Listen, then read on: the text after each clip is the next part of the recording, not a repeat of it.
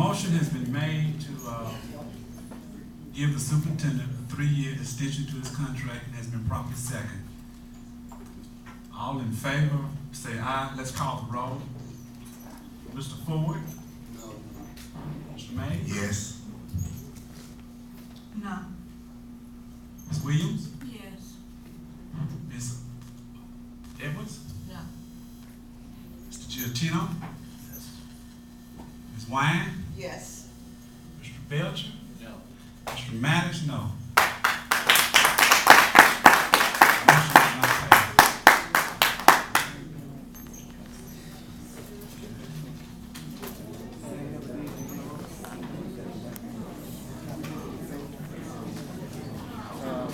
Okay, let's have a little order, please. Let's give each other. Mr. Maddox. Yes, ma'am. Ms. Williams, she'll recognize you. That was the motion, that was the vote on the substitute motion. The original motion of an extension of 2 years is still on the floor. That's correct. Okay. The motion is given to give the superintendent a 2-year extension to his contract. Has been moved and properly seconded. All in favor? Let's call the roll. Mr. Ford? Question. Question? Mr. Maddox, Yes, ma'am. if I could ask, on Thursday, there was, a meeting called to discuss the superintendent's contract. And I really haven't heard the dialogue that necessitated the calling of the meeting on Thursday. When I asked about the urgency of the meeting, I think for me, as a board member, I would like to know the concerns or have the discussion regarding the superintendent contract that the meeting was called for. At least I'd like to know what the concerns are if we felt it necessary on Thursday, and what's changed between Thursday and today. I feel that we owe that. Now, at the time I moved to table the superintendent's contract or extension was for the board to conduct evaluation, pending the evaluation. That was sent to the committee. The committee made a recommendation that we conduct a mid-year review, look at where we are as a district, how we're trending, make any adjustments in the superintendent's goals, provide any guidance or redirection that the board deemed appropriate at that time, which is typical of a mid-year review. I wasn't at the meeting, but I understand that wasn't accepted by the board, it was voted down. So we didn't do anything, and so what's the action or what is the expectation of the superintendent's evaluation at this point?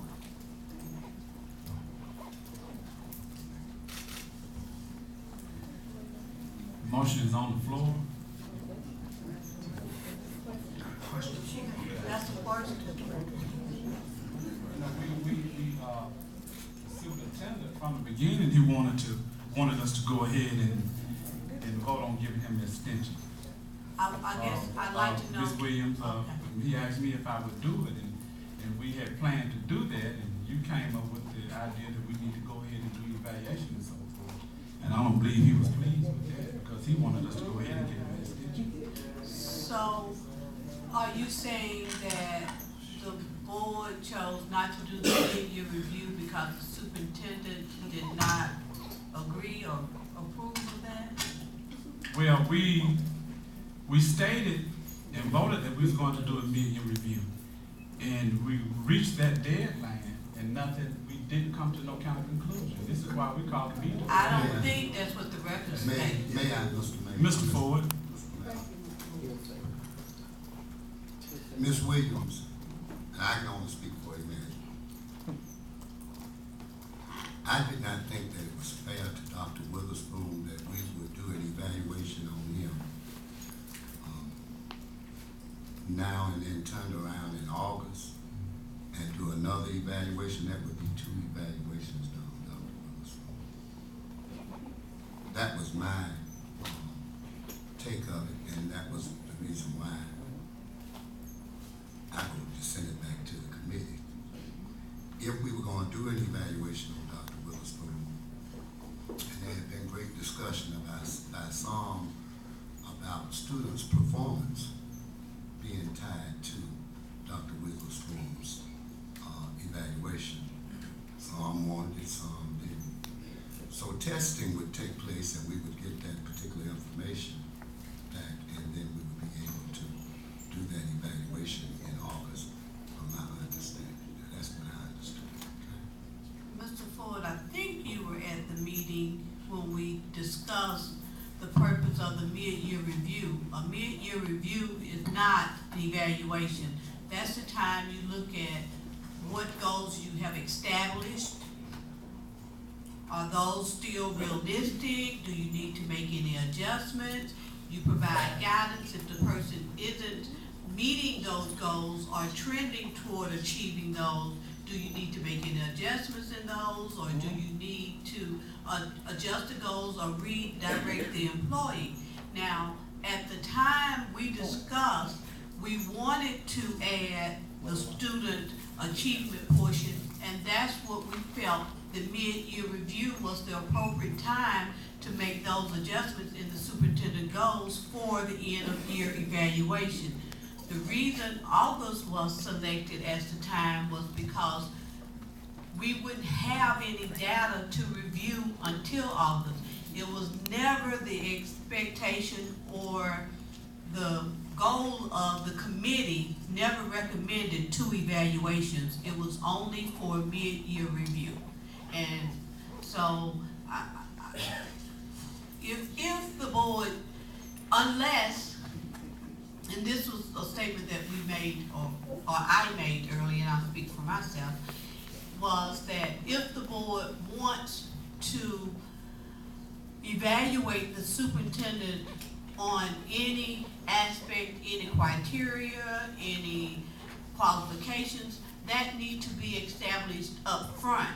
We cannot wait until August to tell Dr. Witherspoon, we want to use these tools to evaluate you. We want to assess these accomplishments. You set the accomplishments, you give an individual time to achieve and impact the outcome of those goals, and then you evaluate. If we don't do a mid-year review, we're not making any adjustments to what his established goals are.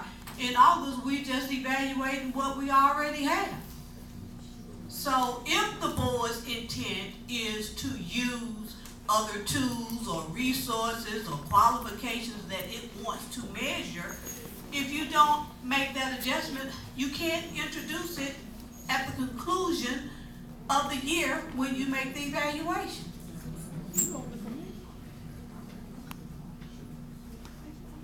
So what do we want? Do we want to add the qualifications for student achievement, or do we not?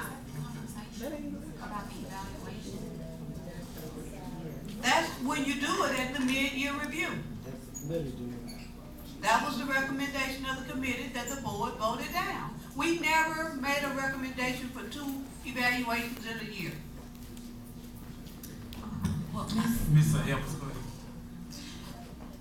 Ms. Williams, I sat on that committee with you as well, and I don't believe that you were here when the recommendation of the committee was presented to the full board. So I don't believe that you can say what was recommended to the board. Now, I do believe that you can say what was supposed to have been recommended to the board, but that was not recommended to the full board.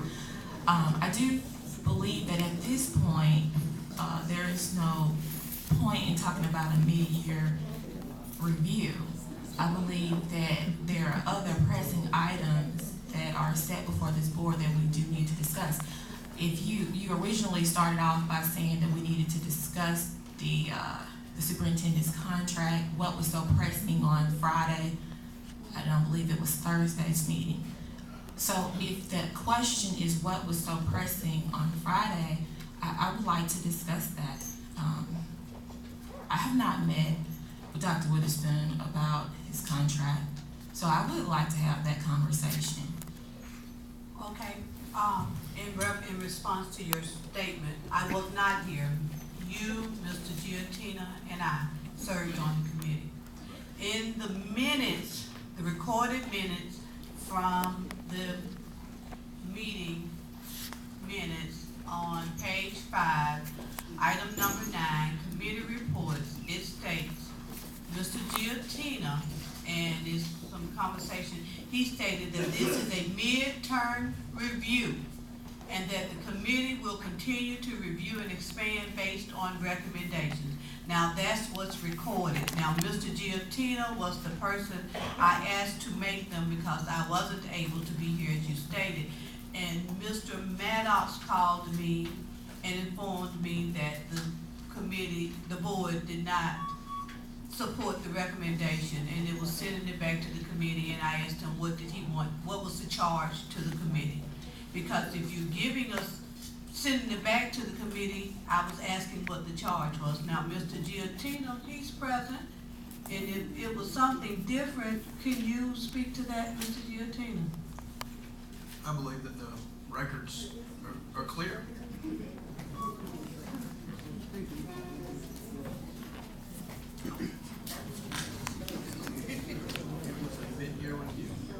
So the conversation, Mr.